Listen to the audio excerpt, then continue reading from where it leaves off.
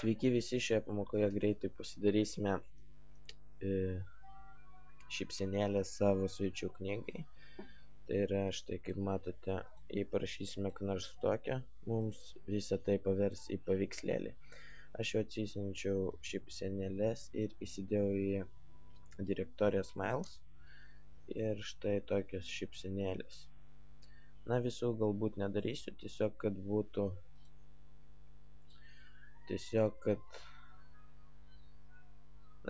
kai kurias šypsenėlės padarysiu tam, kad būtų kaip ir pavyzdys, o toliau jau galėsite pasidaryti panašiai šypsenėlės. Galite atsisiųsti nesunkiai, tikrai pasinaudoję Google paiešką ir susirasti tikrai nemažai šypsenėlių. Taigi, susikurkime failą, kuris mums šypsenėlės pavers kuris mūsų tekstą pavers į paveikslėlį. Tai tarkim replace.php ir šiame puslapyje darykime štai taip. Taigi, tarkim, mūsų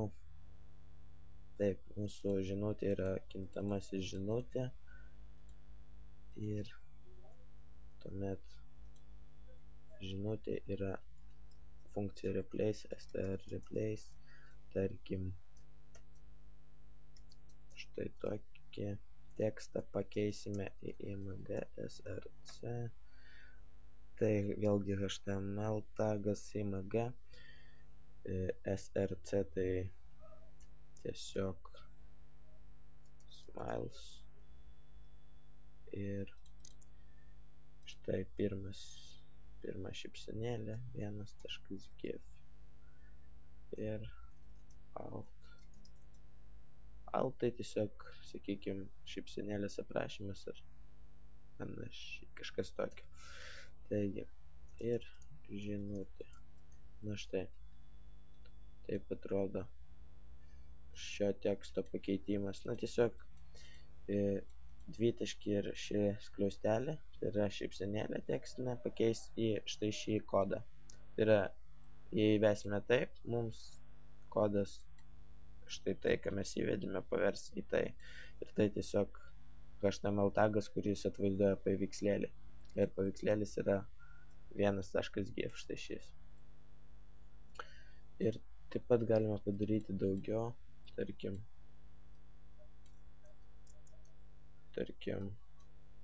liūdna. Raskime kokį nors, na, tarkim, štai šį 5. paveikslėlis. Toliau juoktis, tarkim, 2. Ir kokį nors, tarkim, na štai 13 nustebęs, ir štai 4 šypsenėlės ir tiesiog šioje vietoje mes turime inkludinti, tai yra integruoti tą failą, kuris pakeis mūsų, na kadangi štai čia mes mūsų įvestą žinutę išsaugome į kintamą žinutę, čia biškį jį apsaugome, o čia tiesiog integruojame replace.php failą, kuris su mūsų tekstu žinutė atliks šios veiksmus, tai yra tekstą pavers į paveikslėlius. Ir tiek. Toliau tiesiog, na, taip pat biškį padidinkime ir štai rašome sveiki visi ir savo, na, sveiki visi. Štai, siųsti ir, na, taip, MySQL klaida, turbūt kažkur maždaug čia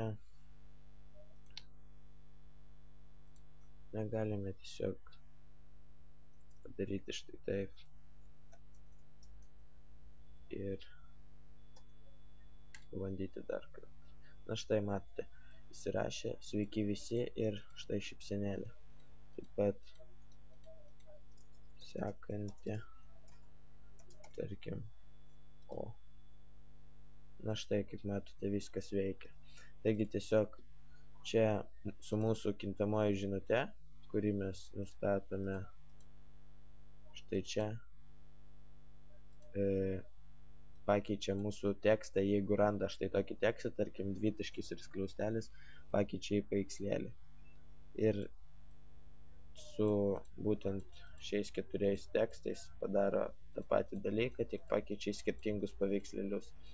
Ir tiesiog čia turime integruoti tą failą, kadangi čia mes nustatome žinutę kintamai, čia mes su juo dirbame, na, tiksliau dirbame čia, bet integruojame čia tą failą, kuris su žinute kintamoji atlieka tos veiksmus ir čia tiesiog patikriname ir įrašome į duomenų bazę. Taigi tiek šioje pamokoje, laukite kitų pamokų ir prenumeruokite pamokas. Viso.